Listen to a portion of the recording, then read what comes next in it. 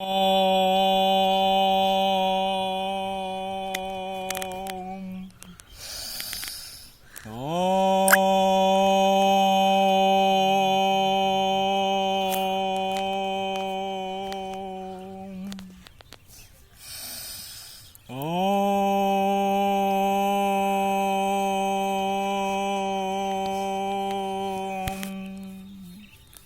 शुभ प्रभात। होली का ढेर सारी शुभकामनाएं सभी साथियों को, सभी बंधुओं को। आज होली के शुभ अवसर पर मिट्टी स्नान का लेप चढ़ाया जा रहा है।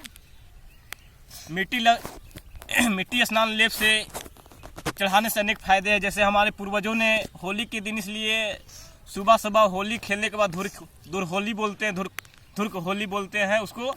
जैसे राख जब होलिका दहन हो जाती है तो राख राख बन जाती है, तो सुबह को उसको उड़ाते हैं और उसको लगाते हैं।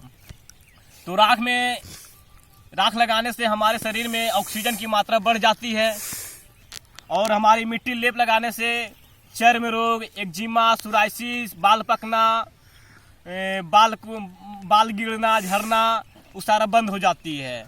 इसलिए आप लोग भी होली के शुभ अवसर पर दूसरों का कपड़ा ना फाड़कर, लाली के पानी ना देकर अपने से होली के शुभ अवसर पर मिट्टी का लेप लगाइए।